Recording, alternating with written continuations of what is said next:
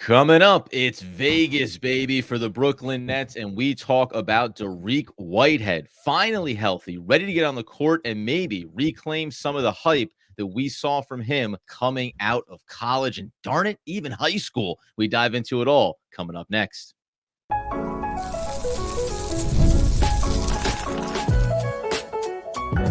You are Locked On Nets, your daily Brooklyn Nets podcast. Part of the Locked On Podcast Network, your team every day.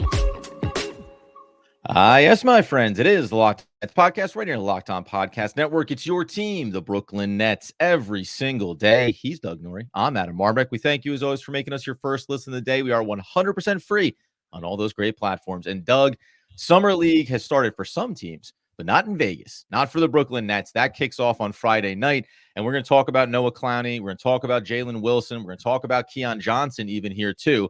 But Dariq Whitehead is front and center in terms of the Brooklyn Nets fan base and trying to re-engage with some hype around a player that effectively has been injured for over 2 years. If you go back to Duke and the foot injury before he even got drafted by Brooklyn, a falling star that could have been considered a top 10 prospect at one point. Yeah, look, I mean, we're heading into Summer League here, 8 p.m. Cox Pavilion there in Vegas against the Pacers. Very exciting to just have hoops back in our life. Like it's been like 2 or 3 days. So it's like, you know, what was with all the holdup? A lot of exciting things happening for the Nets, I think, at Summer League this year, or some, you know, stuff that's going to inform us. But yeah, obviously, I think Dariq Whitehead will be the guy that Nets fans probably key in on the most, and probably correctly. I think, because we got that look at Noah Clowney at the end of the season last year, I don't think there's like too much for him to like go out and prove here at Summer League, though it'd be nice if he was just able to ball out, obviously. Yeah. But with a guy like Whitehead, where it's kind of been all hype, no results up until this point, not because it's not his fault, right? Injuries. There are some questions that need to be answered about him. And Summer League, for some of these guys, is the place where it can be a jumping off point. So I got a bunch of thoughts on here on Whitehead, but on the sort of like expectation side, Mm-hmm. do you think it's reasonable or unreasonable to get too excited? Like, do you want to make too much or too little from like one game here? And like, what is like sort of what's your expectation for Whitehead going into this game? Because I've seen some very bullish takes on him that I always just kind of want to pump the brakes on. Well, I put this out to the fan base. It's, Dariq Whitehead has a successful Summer League if, right? And then what is that question mark? Now, whether or not you get some people to come flying in, fast and loose saying, I think I got a dunk from the free throw line. Like that's what we need to see. But what's interesting about Dariq Whitehead is, and it's funny coming off of talking about Ben Simmons and injuries and getting healthy, right? You hate to talk about any player that is related to the Brooklyn Nets in the way that we've discussed Ben Simmons over the recent years. But for Dariq, I mean, his own quote on this, I'll answer your question in a second, but I'm feeling good. I'd say this is the first time in my career since probably high school where I'm feeling like I could get out there and be myself again and contribute in the way that I know I should contribute. So there's this weird thing about him as a profiled player, athletic, plays above the rim, quick first step, can take guys off the dribble a little bit, tenacious defensive value is some of the upside you talk about with him. But if you go back and watch Duke, you say, well, he didn't seem to really quite show it. Right, foot injury. Okay, Nets draft him. Okay, then he ends up having the issues that he contributes to the Brooklyn Nets, shutting him down as being the best decision he made to get him fully healthy and to this point. So when we come to this, it's more than just he needs to look healthy, I think, because that's too low of a bar for me relative to the expectations that he has as a prospect. I would say, yes, first game Friday night, look healthy. That's fine. But if we think about Summer League overall, there's certain things I don't need to see him do, but I do need to see him look like a player. We talked about this with Cam Thomas in his Summer League session a few years ago. Hey, I need you to look like a guy that's better than a lot of guys in Summer League right now if you want me to look at this season ahead and think you could really start to develop. Still just 19, about to be 20 years old, so plenty of time, but I need to see those little seeds, right? Right. So you actually had a less tempered reaction than I thought you were going to on this. And I was going to bring in there as a reminder, like the guy, worst case scenario, he's 19 years old, right? Like he's 19. He would be one of the youngest players, like probably in this year's draft. And he got drafted last year, right? So he's incredibly, incredibly young. coming out of high school, reclassified, and like just it shot him into the NBA sooner than I think most people expected. Even though, again, I think he was like at worst the number 2, and I think at times the top prospect coming out of high school going into Duke. Third, I think, in the nation coming out of high school. Yeah. What we're buying on Whitehead at this point is promise, because last year, let's couch up the injuries, the numbers and weren't good, right? Like you go back to Duke, the numbers aren't good. Like you can't build a case for him based on his college and pro numbers such as they were. They're limited. Again, he was injured, but even if you going back from that, like you can't look at his you can't look at a single college or NBA NG League number and be like, that's the guy we drafted. The numbers are pretty bad, right? Like the G League, he only played 4 games. He shot 14% from 3. He played fewer than 20 minutes a game, right? 8 points a game. At Duke, we obviously know that he didn't even really start all the games when he was there. He only started 7 out of the 28. He averaged 8 points a game. Shot 43% from 3, so made some threes when he was in there, but like just wasn't a big scorer, right? And we watched the tape going into the draft because we thought there was a chance that he was going to get drafted by the Nets, and we said at the time, we're like, you're buying on his high school stuff because the Duke stuff does not look explosive. He's not beating a lot of guys off the dribble. He's not playing above the rim a lot, and you're buying on high school, which is fine. Like you can buy on past performance, especially at this age. Like you don't want to buy on past performance when a guy's 35 and be like, remember what he did when he was 25, and it's like that doesn't count anymore, right? Like we don't. That's not what we're doing.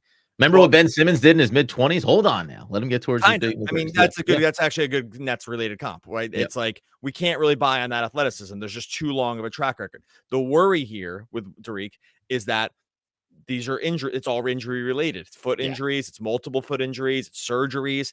That stuff can get better, but where I pump the brakes really hard is that when it's injury related this young, and you're dealing with like an explosive kind of guy, my expectations are actually very, very tempered here. I would need to see it for a long time, I think, in order to start feeling very bullish. And I have one more summer league thought, but what are your thoughts on that?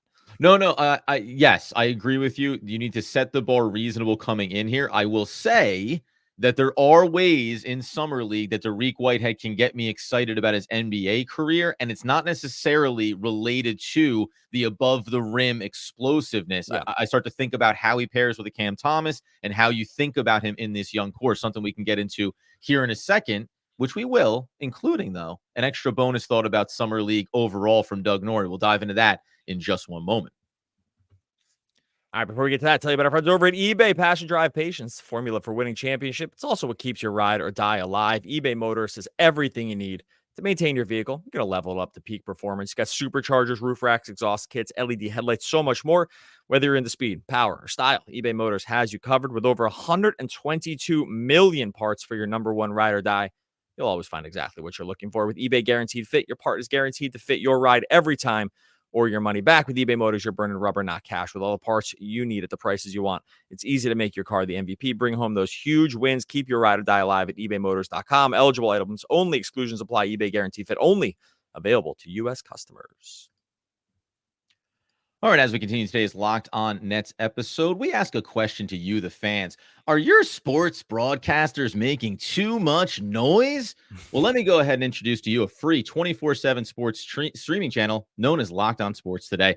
Oh, they've got all the biggest stories without all that screaming. Locked On Sports Today brings you can't-miss analysis, opinions, and news streaming 24/7 on YouTube and free on the Amazon Fire TV channels app, part of the Locked On Podcast Network. Wouldn't you know it? It's your team, and it's every day. Your extra bonus G League thought overall, G League Summer League note before I talk about just fit and I think expectation for Dariq Whitehead in this young core. Well, it was just related to Summer League too, but it's it's more of a high level idea on Summer League, which is that there's certain archetypes that can really excel at Summer League, right? It's hard. Sometimes it's hard for bigs because it's up and down the court. It's like you don't sometimes get into like super advanced sets. And if you don't have a good point guard on your team or like a competent point guard, like it's going to be hard for a big to look good. Conversely, it's very easy for guards to look good, right? Like because they control the action a little bit more. If if you're a Cam Thomas and you like your shot, Summer League is like kind of was made for you, right? Yep. And he was made for Summer League, and he absolutely dominated Summer League for like multiple seasons. Whitehead's like kind of right in between as like a sort of like hyperactive wing, an athletic wing where he has ball handling and he does theoretically like project to be a spacer. This is an environment that should benefit him if he's healthy, right? Like Yep. this is the kind of he's the kind of guy where if you have theoretically on ball creation and you have athleticism, Summer League should be a time where you should actually stand out. Again, Yes. Noah Clowney looked bad at Summer League last year, and like whatever, right? By Yep. the end of the season, a little harder for bigs, like I said, but it was like he kind of looked lost. Whitehead's 19. He doesn't have tons of NBA speed ready stuff going on in his background here, so there's going to be forgiven. But he is of the archetype in Summer League that if you have it, you should stand out. Yeah. And I would almost guarantee like he probably plays Summer League next year too, would be my guess. But like unless something goes really kind of awesome this year. But sometimes the guys at Summer League, I'm like sometimes less impressed by guys who go totally nuke, as I sometimes am worried about guys who look unimpressive and they were supposed to look good like that. Does that make sense? Like that's sometimes because if you look unimpressive at Summer League, then I'm like, because it doesn't get easier at the next level.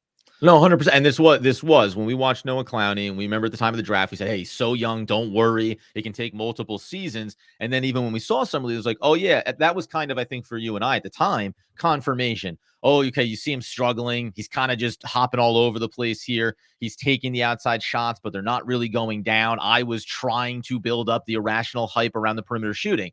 Then you start to watch him at the G League. You see that it's developing, and that looks pretty good. But it really came down to when he finally got up to the NBA level at the end of last season, it was, okay. It all clicked together. And then you hear how he's like, a bit of a film nut, how he absorbs everything coaches are telling him. He really is taking in the information, applying it, and then carrying it forward. So everything about him seemed to take an accelerated timeline. What I will say is when it comes to Dariq Whitehead, so two things. One, you said, chance that he'll end up being in the G League again next year and Summer League again next year, excuse me.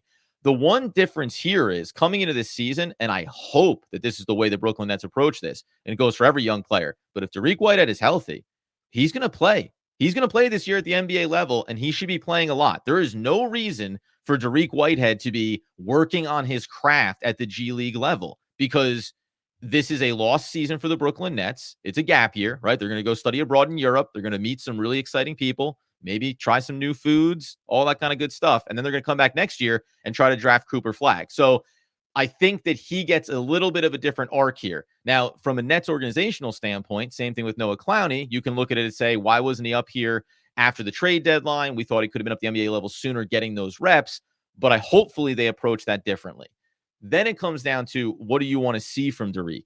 And I mentioned how he is athletic, he is explosive. You talk about him being one of those wing players. You go back to that 40+% at Duke in limited sample. Great. But man, in a world where their ages lined up right and Cam Thomas wasn't well beyond G League, Summer League and G League reps at this point of his career, as we all know, I would love to see these guys sample together in Vegas at the Summer League. Because I actually think, take the journey with me, Doug. If you're projecting forward a year and Cooper Flagg is the golden ticket that we're trying to land, I like the idea of seeing if Dariq Whitehead, with his on-ball ability, a little bit of facilitation, the assist-to-turnover ratio is not great going back to college.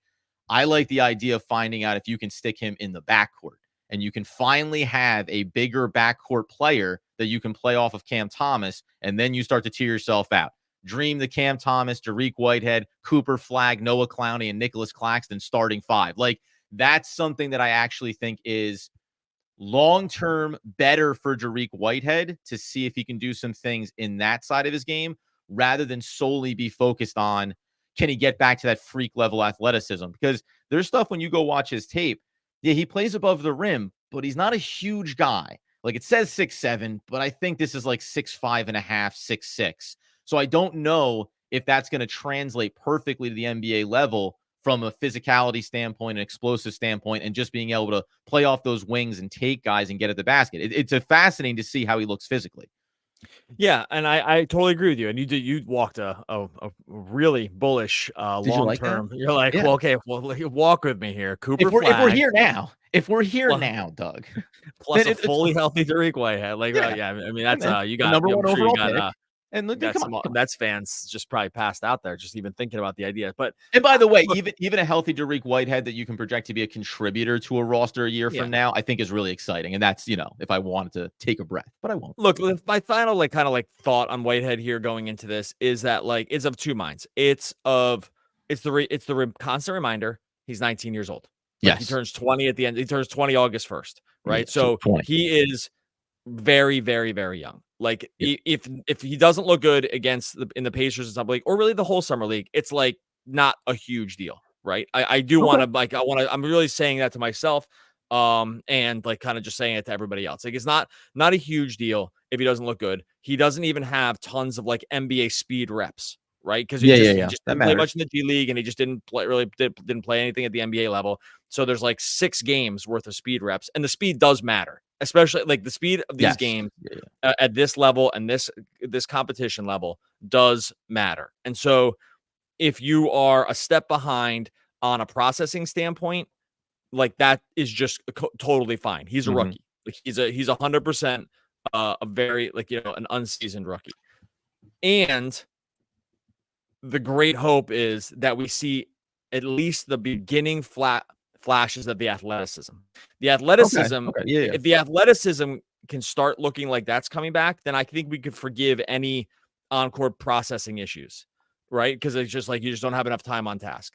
But if the athleticism looks like that is not there, that would actually be, to me, a cause for concern, because sometimes that's tough to get back. But Yeah. this is still very early in the game. And in terms of it being good to go, the other quote from him was just getting back and knowing that I'm not trying to rush it, making sure I'm 100% and really healthy for training camp, Whitehead explained. Also knowing that I'm healthy enough to go out there and play all those games and make sure I contribute at a high level and continue to just get better each week.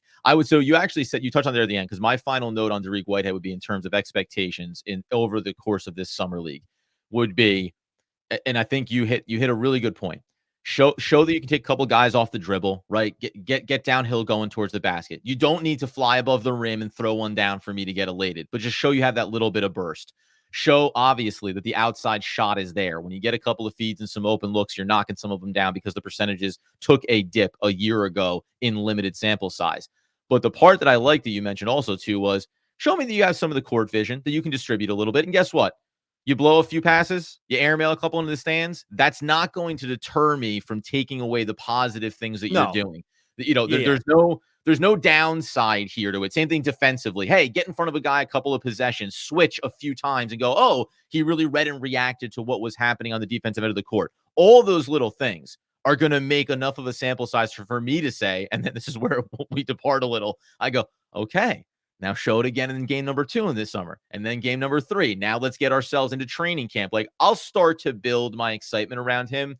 I think the hardest part is, and you hate it, is trying to look past that the injuries are there and that you're always going to be walking a little bit on pins and needles about be healthy through summer, be healthy through training camp, be healthy at the beginning of the year. And by game 20, 15, 20 of the regular season, you'll go, okay, that's in the rear view. Now we can just be excited about what his game shows us. So I'm definitely willing to start to go down that road. And by the way, a little bit of that is coming off the guy we're going to talk about in a second and his expectations, Noah Clowney, and the leap that he took when we finally got him on the court, as well as the old second-year player in Jalen Wilson, plus the entire roster. We'll close it out talking about Summer League preview in just one moment. All right, want to let you know the show's sponsored by BetterHelp. Look, sometimes you can get caught comparing your life to others. It could be social media. It could just maybe look around your neighborhood. It's just get caught up wishing your life sometimes look like someone else's. Look, comparison is the thief of joy. It's easy to envy other people's lives. This is where you need BetterHelp to step in and really help you start focusing on what you want instead of what others have. You start living your best life. This is what BetterHelp wants. It's what you want. You got to get started with BetterHelp today. Maybe you've benefited from therapy in the past. Maybe it's new to you. Maybe it's just something that you're thinking about starting. Look, it's very, very easy to start with BetterHelp. It's entirely online. It's designed to be convenient. It's totally flexible. It's 100% suited to your schedule. You just fill out a brief questionnaire. You're going to get matched with a licensed therapist. You can switch the therapist anytime. There's no additional charge. BetterHelp wants it to work with you and for you. Stop comparing and start focusing with BetterHelp. Visit BetterHelp.com/LockedOnNBA today to get 10% off your first month. It's BetterHelp, HELP.com/LockedOnNBA. All right, as we tie a pretty little bow on the Locked On Nets episode, previewing the Summer League kicking off in Vegas for the Brooklyn Nets Friday night, the Pacers. It's all going to come together, Doug. We do want to touch on just a whole bunch of young names in terms of how it's shifted for what the Nets can accomplish here. They have, I think they're like 7th in odds to win the Summer League championship. Just throwing it out there as well. They should. Noah Clowney lights the world on fire by Brooklyn Nets fans' perspectives at the end of last season. When we talk about Summer League, though, this I think does feel a little bit different. Now you've been at the NBA level. You've shown what you're capable of. Now the double down here is you need to look like you're better than most of the guys out there on the floor. You need to be more consistent. The barometer for success relative to Dariq Whitehead is higher for Noah Clowney because he's already shown us he can do it at the highest level. Yeah, to me, like Clowney, it's one of these things where I think he'll be good. And I think it'll not matter. I'm not surprised he's playing because it's just like an on-court rep thing, but he was getting close to being good enough to not. But he's young enough that it makes sense. I think that he'll have kind of no problem here. Again, understanding it's a little harder for the bigs, especially if you're like not super adept at on-ball creation, which he's not going to be. But I think like his athleticism, we already saw the athleticism played at the NBA level. Like he should be able to like kind of dominate here. On probably both ends if he can get the ball. So I'm like not really worried about him at all. And by the way, you mentioned before, like everything he says, all the right stuff. Like his quotes are, you don't get often credit for saying the right thing. You get dinged for saying the wrong thing. He does say all the right stuff and has very, very, sort of curated positive and true answers about stuff. I mean, the guys that, other than him and Dariq, I think the guys that we kind of probably want to look for here that could probably pop a little bit, like, Jalen Wilson, he showed it at the NBA level too. I think enough. Again, not a perfect environment for him, but I'm like, this is probably a little bit of like, you might not see, Jalen Wilson might not come off so sexy in Summer League, and you may have to look past that a little bit just because he's not a freak athlete candidate. Like, right. I mean, he's 23 years old. He's kind of a role. I think he's carved out for a role player. So just good reps for him is fine. Look, and, guys like Keon Johnson, let's say, right? 22, couple different stops here, super athletic and springy, a little on the thinner side, hasn't really like probably carved out a clear NBA role for him, but like you can see it. Like he's a guy I can see standing out. And you obviously want to see what Mark Armstrong, the guy they picked up from Villanova after the draft. Like these are the guys that I'm going to be kind of looking for because I think these are the guys where Summer League plays into their skills, guards on ball. And like athleticism can really play. So I think that like, if I'm trying to turn my attention to guys who could pop, and if they didn't, I'd be like, okay. Right. Like why aren't you standing out in this environment? Because these environments are really good for this. I mean, Armstrong, I guess, is a little on the younger side, but guys like that, does that make sense? Yeah. Like I sometimes want to see it from that kind of dude because I mean, Summer League's not like roll the balls out and just see what happens, but it's a little bit, right? It's a little bit of it's unstructured. It's unstructured. It's fast paced. It benefits you if you can get up in down the court really fast. I don't really like to overrate really small guards who just have to be faster than everybody. Right. Like I'm not interested in so much of that, but I am interested in, can your athleticism look at least like it's going to translate and your on-court stuff look like it's going to translate and get excited about that. Yeah, and I mean, listen, I'll throw in Jalen Martin as well. Played with the New York Knicks last Summer League, came out undrafted in 2023. But, backcourt player, 6'6", 216. You talk about some guy's sleight of frame. Well, here's a guy that's got some bulk, and he's 20 years old. And the big difference here is, unlike years past, and this is generally for NBA, and when I said, the Nets are among one of the top teams to be able to win the Summer League. Why? Because most NBA teams aren't really concerned about what goes on at Summer League. They're trying to develop some guys in the background. If you're a contending team, these are guys that maybe you'll see them down the road. Maybe they'll become interesting players to talk about in trade packages when you want to get that missing piece for you. But the Brooklyn Nets, we have everything to value in Summer League. And we want to see these young guys develop. And then what we can take away from that translates to our regular season, where we keep developing these guys. And every young player, I mean, there's a world where over the course of this NBA season, we're talking about not just Noah Clowney, Dariq Whitehead, Jalen Wilson. We mentioned these other names, guys that are 22 years and younger. There's going to be games when there's nobody on the court for the Brooklyn Nets over 25 years old this season. Like, stretches of games where the veterans get sat down and all the young guys get out there for a big run to see what pieces could fit going forward. So that's the part of it where maybe if you're a Keon Johnson or any of these younger players, you all of a sudden go, and this is like Noah Clowney's response about after the trade of Mikal Bridges. Yeah, I'm going to miss Mikal. I'm excited for him, and I'm also excited for myself because it means in the rebuild, I get to take the next big step forward. All these young guys who were on Brooklyn when they were still running with Mikal and Johnson and that different thing, even when it was the Kevin Durant era, now all of a sudden they turn the page and go, oh, well, this might be the best roster to be on right now to try to give myself a chance to have an NBA career, right? So I think that that's really valuable when you come to summer league like this. These are guys that see a clear path for themselves rather than a long-term Long Island Nets future where you're just kind of playing out the string. Maybe when we talk about the summer league roster, we don't look at a guy like Chatham, 28 years old at Arizona State, as someone who's long for the Nets. It's a good way. Yeah, probably not. Well, I don't know why, Doug. Why did I throw shade at one player on the summer league roster on the way out the door? You make a good point too. Like, I think this young group should probably see this as like even better opportunity than they would have ever had in the past. Like, it's good to be part of teams like this because if you're young and unproven, because you can just get way more time than you ever would. I mean, look at Memphis last year. They had an absolute revolving door of NBA guys on 10-day contracts, on 2-way contract. It was actually impossible to follow. Like on a nightly basis. I was doing this every single night. I was like, who's even on the team right now? It was very difficult. But point being, you can walk into a situation where shuttling between Long Island and Brooklyn is like a real thing this year.